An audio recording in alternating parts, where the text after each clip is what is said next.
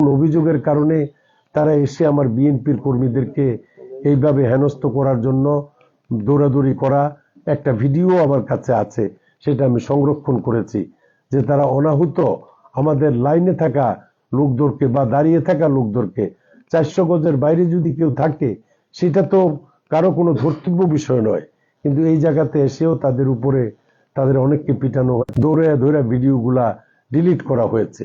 তো এতে প্রমাণিত হয় যে তারা কোনো না কোনো পক্ষকে সমর্থন দিয়েছেন এবং শুধুমাত্র আমার পক্ষের লোকদেরকে, আমার নেতা কর্মীদেরকে বিভিন্ন জায়গায় এইভাবে তল্লাশি চালানো, চেজ করা, এটা একটা প্রশ্নবিদ্ধ কর্মকাণ্ড বলে আমি মনে করি। এই প্রেস কনফারেন্স আমার নির্বাচন বর্জনের কোনো ঘোষণা নয়। আমার সমর্থকরা এত প্রতিকূলতার মাঝেও আমাকে ভোট দেওয়ার চেষ্টা করেছে। আমার ভোটারদের সম্মানে কোনো অবস্থাতেই এই নির্বাচন আমি বর্জন করছি না, কিন্তু বাংলাদেশের জনগণের কাছে আমি চান্দিনাবাসীর প্রতি কৃতজ্ঞ। এই সমস্ত কর্মকাণ্ড, অন্যায় কর্মকাণ্ডের ফিরিস্তি আপনাদের মাধ্যমে সারা জাতিকে জানাতে চাই, যা আমি উপলব্ধি করেছি, যা আমি মনে করেছি। এবং সেনা ক্যাম্পের বিভিন্ন অফিসারদের এই জাতীয় কর্মকাণ্ড আমার এই নির্বাচনকে বিতর্কিত করেছে।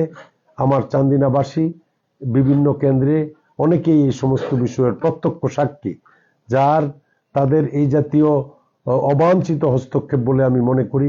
হস্তক্ষেপের কারণে আমার নেতা কর্মীরা নানাভাবে বিভ্রান্ত হয়েছেন এবং অনেকে ভোট না দিয়ে পালিয়ে গেছেন, এই ভীত সন্ত্রস্ত হয়ে পালিয়ে গেছেন। এটুকু আপনাদের মাধ্যমে সারা জাতিকে আমি জানাতে চাই, কারণ সারা দেশ জানে আমি অত্যন্ত জনপ্রিয় ব্যক্তি। এই চান্দিনা উপজেলাতে আমার জনপ্রিয়তার সাথে অন্য কারো জনপ্রিয়তা বা ভোটারদের যে সমর্থন আমার চান্দিনা উপজেলায় ছিল বলে সারা দেশের কাছে এটা জানা একটা ঘটনা, কিন্তু তাদের এই জাতীয় নির্বাচনের পূর্বাপর হস্তক্ষেপ আমার এই নির্বাচনকে প্রশ্নবিদ্ধ করেছে বলে আমি মনে করি। আচ্ছা, আমার প্রশ্ন ছিল যে আমি গাজী টেলিভিশনে কাজ করি, মহিউদ্দিন ভুঁইয়া, কয়টি কেন্দ্রে সেনাবাহিনী এই ধরনের হস্তক্ষেপ করেছে এবং কি আপনি কি ইলেকশন কমিশনের কাছে কোনো লিখিত অভিযোগ করবেন কিনা? আমি প্রায় 40টি কেন্দ্রে, প্রায় 40টি কেন্দ্রে আপনি কোনো লিখিত অভিযোগ করবেন কিনা ইলেকশন কমিশনের? হ্যাঁ, আমি অবশ্যই টোটাল বিষয়টা দিয়ে, সাক্ষী প্রমাণ দিয়ে আমি এই বিষয়গুলো ইলেকশন কমিশনের কাছে, হ্যাঁ আমি ডিসি কে জানিয়েছি, আমি এসপি কে জানিয়েছি, আমি হোয়াটসঅ্যাপের মাধ্যমে ইউনোকে জানিয়েছি, যারা অ্যাসিস্ট্যান্ট রিটার্নিং অফিসার। কোন দলকে আসলে ফায়দা দেওয়ার জন্য এমন করেছে কিনা আপনি আসলে আশা করবেন? এখন দল তো নাই, ব্যক্তি আছে, ব্যক্তি বা দল। এখন কোনো ব্যক্তি বা কাউকে আমার উপরে যদি এই জাতীয় আক্রমণ চলে, তাহলে এটা তো আমার প্রতিপক্ষ বেনিফিটেড হয়, এটা তো বুঝতে কোনো অসুবিধা নাই। আমার অনেক কমপ্লেন আছে, কিন্তু পকেট থেকে সেই লিস্ট বের করে তো আমার কমপ্লেন যাদের বিরুদ্ধে আছে তাদের কাউকে কোনো ভোট কেন্দ্রে খোঁজা হয় নাই, ভোট কেন্দ্রে মারা হয় নাই, ভোট কেন্দ্র থেকে ধরে এনে বেঁধে রাখা হয় নাই। তো এটাতে কি প্রমাণিত হয়?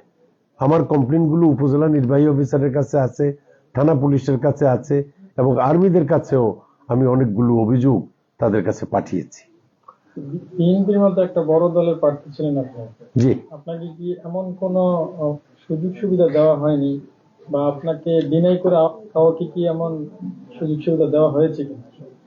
না না, আমাকে ডিনাই করে কাউকে সুযোগ সুবিধা দেওয়ার বিষয়টা না, এটা টোটাল বিষয়টা এই যে একটা ছেলে যে আপনার সোশ্যাল মিডিয়াতে যে ঘোষণাটা দিছিল, আমি আপনাদেরকে বললাম যে আমি শোনায় দিই, নির্বাচন করবে কে? আপনারা এটা ভিডিও করেন। বড় বোন জামাই সেনাবাহিনীর মেজর শাওন সাহেবের স্বাস্থ্য ভাই নৌবাহিনীতে বড় অফিসার, বড় র্যাঙ্কের অফিসার। এই 5 তারিখের পরে দেশের যে কয়েকজন আর্মি অফিসার নিয়ন্ত্রণ করে উনি একজন, আছেন ইউসুফ স্যারের মেয়ের জামাতা মেজর, তারা শাওন সাহেব, তারা এক বংশে। এই আত্মীয়র ভিতরে সরাসরি কাছাকাছি 3টা মেজর দেখাইলাম। এরপর ওনার নিকট আত্মীয়, দূরাত্মীয় আছে না, ফুফু ফুফা, খালা খালু, এদের মধ্যে প্রশাসনের লোক। আমি হলফ করে বলতে পারি, যদি এলডিপির কোনো ভাই থাকেন একটা পরিচয় দেন, রেদওয়ান সাহেবের অমুক আত্মীয়তা মেজর করেন। রেদওয়ান সাহেব একসময় বাঘ ছিলেন, বাঘের মতো ওনার গোপ ছিল, বাঘের মতো ওনার থাকবার মধ্যে নখ ছিল। আজকে রেদওয়ান সাহেব বাঘ না বাঘ সাজেন, ওনার বাঘের গোপ নাই, ওনার থাবার মধ্যে নখ নাই, কোনো কারণ নাই। ইনশাআল্লাহ প্রশাসন যেহেতু নির্বাচন পরিচালনা করবে সেনাবাহিনী, আর সেনাবাহিনীর মধ্যে এত আত্মীয় শাওন সাহেবের কাছে, তাদেরকে প্রশ্ন করবেন সেনাবাহিনীর কথাটা সেনাবাহিনী আগে শুনবে না রেদওয়ান সাহেবের কথাটা আগে শুনবে? সেনাবাহিনীর সদস্যরা সেনাবাহিনীর কথাটা আগে শুনবে না? আমাদের কিসের ভয়? আমরা যেটা বুঝি, কারণ আমরা বক্তব্য দিতে দুর্বল না। আচ্ছা বলেন তো দেখি, দেশের পত্র পত্রিকা এখন যে কথাবার্তা গুলো বলতেছে, কোন দল ইনশাল্লাহ ক্ষমতা যাবে? বলেন তো দেখি, কে ইনশাল্লাহ প্রধানমন্ত্রী হবে? তারেক রহমান সাহেব প্রধানমন্ত্রী হবে না? তো আমরা কোন দল করি? শাওন সাহেব কোন দলের নেতা? আচ্ছা কোন আপন ফুতে বাদফা না কুত্তা লড়া লাগেনি জিদ্রা কোন তারা আমরা কি করে জানেনি? আমরাও তো কয় না, মানে গ্রাম পর্যায়ের লোকেরা কয় না, তারা কয় ভাই তুই আমার কইতে আছে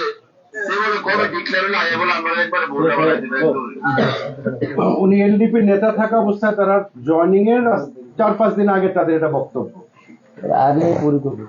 এবং উনি যখন বিএনপিতে জয়েন করছেন, জয়েন করার পরেও তারা তাদের এই বক্তব্য বিভিন্ন জায়গাতে ঠিক করছে।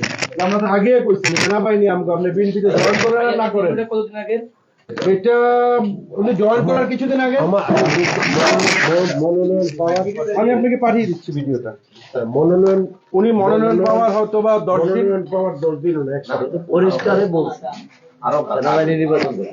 আরো আগের না বা জবেরই হোক, তারা তো এটাকে আচ্ছা এটা তো মনোনয়ন পাওয়ার 2 দিন লাগে। তাই হয়তো হবে। আপনারা তো অনেকেই জানেন, তামিনা যারা সাংবাদিক আছে সে তো আগেই বলছে সেনাবাহিনীকে ভাই নির্বাচন। এটা নিয়ে তো এই যে বক্তব্য যেটা দিয়েছেন, সবাইকে দিছি এটা ইলেকশন কমিশনের কাছে সরাসরি আপনারা অভিযোগ দিলেন না কেন? তো ডিসি কে দেওয়া হয়েছে না, আমাদের তো কমপ্লেন দিব আমরা ডিসি কে, ডিসি আমাদের ইলেকশন কমিশনার, আমরা তো ঢাকা ইলেকশন কমিশনে যাব না। সূত্রপাত থেকে ওখান থেকে নিয়ে যাচ্ছে 100% এগুলো তো আপনি এই কমিশনার আগেই দরকার ছিল। আমরা আর্মি, টিএনও, ডিসি, এস